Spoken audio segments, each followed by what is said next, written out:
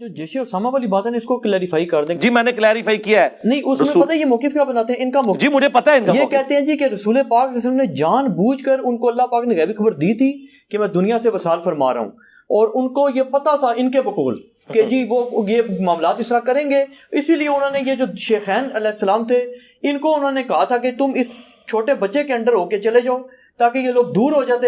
یہ کہتے ہیں یہ پورا اسقیفہ والا معاملہ ہوتا ہی نہ حضرت علی کو ان کے انڈر نہیں کیا. اس کا مطلب آپ کیا سمجھ رہے ہیں کہ شیخین جو ہیں وہ اللہ سے بھی جیت گئے، رسول اللہ سے بھی جیت گئے، اس اللہ سے جس نے قرآن میں کہا هو الذی ارسل رسولہ بالہدی ودین الحق لیظہرہ علی الدین کلہ، اس دین کو سارے ادیان پہ غالب کرنے کے لیے جس پیغمبر کو بھیجا تھا. قرآن میں 3 جگہ یہ آیت آئی، اللہ تعالیٰ ناکام ہو گیا نعوذ باللہ. اور یہ دین غالب ہوا ہے کہ نہیں مجھے یہ بتائیں. پہلے تو یہ مانے یہ قرآن نے کہا تھا میں غالب کروں گا، کیا ہے نا؟ ہاں تو غالب رسول اللہ کے دور میں ہوا ہے یا خلفائے راشدین کے دور میں ہوا ہے؟ رسول اللہ کے دور میں تو صرف مکے مدینہ اور حجاز کی سرزمین تک تھا. رومن اور پرشین امپائر کو خلفائے راشدین کے دور میں گرایا گیا، اور یہ اللہ کی اتنی حکمت ظاہر ہوئی ہے کہ یہ رسول اللہ کا کام آگے لے کے چلے ہیں وہ. اور دوسری بات، بڑے بڑے لیڈرز آئے ہیں وہ اپنی زندگی میں کامیاب ہوئے ہیں.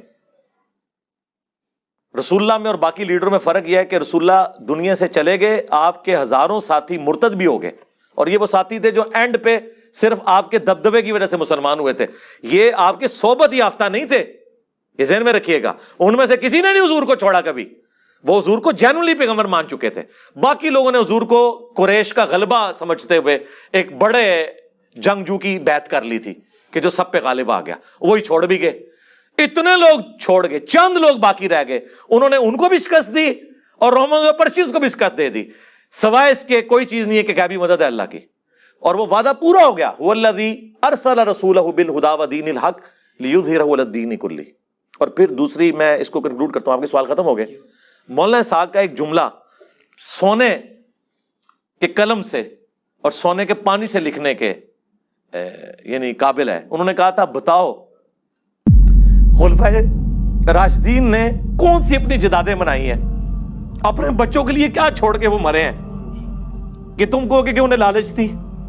پوری زندگی چٹائی پہ حضرت عمر سوتے رہے مسجد کے اندر، اپنے بچے کو خلیفہ نہیں نامزد کیا. لوگوں نے حالانکہ مشورے دیے ہیں، حضرت ابو بکر نے اپنے بچوں کو خلیفہ نامزد نہیں کیا.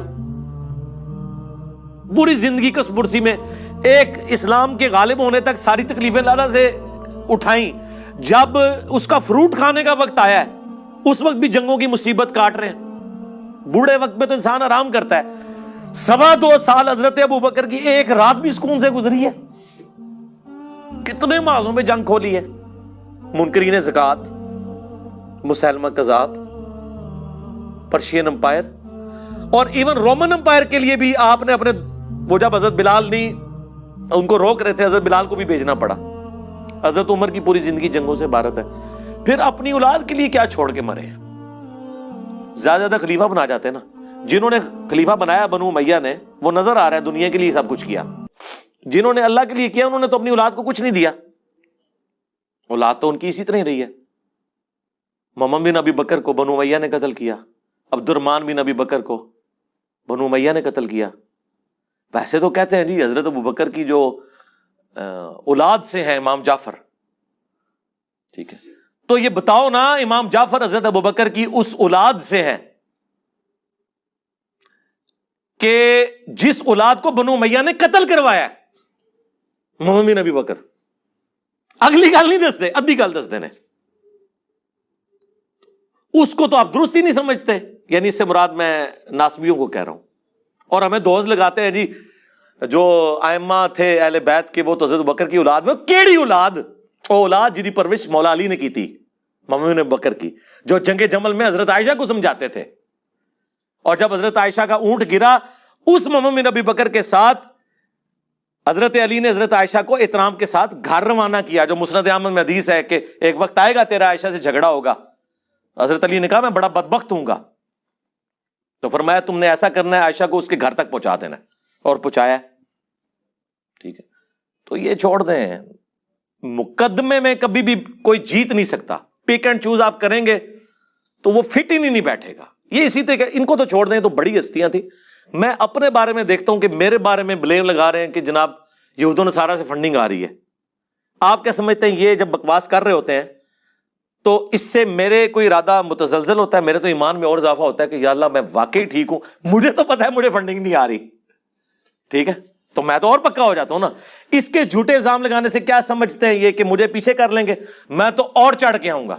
انہوں نے ٹرینڈ چلایا، میں لا کے ہاتھ چپڑا چڑی، انہیں اس وقت انہوں روندے ہون گے کہ ایسی ٹرینڈ کیوں چلایا، اور ٹرینڈ بھی خیر ان کے اوپر الٹ گیا۔ اس ٹرینڈ میں تو سارے میکسیمم کمنٹس ہمارے حق میں تھے، ان کے حق میں تو بہت تھوڑے کمنٹس تھے۔ تو یہ چیز دیکھیں، پک اینڈ چوز نہ کریں، مقدمے کو دیکھیں۔ صلو علی محمد وآل محمد، اللہم صلی علی محمد وعلی آل محمد واصحاب محمد وازواج محمد وامت محمد اجمعین الی یوم الدین۔ ٹھیک ہے جی، وما علینا الا البلاغ المبین۔ جزاکم اللہ خیرا۔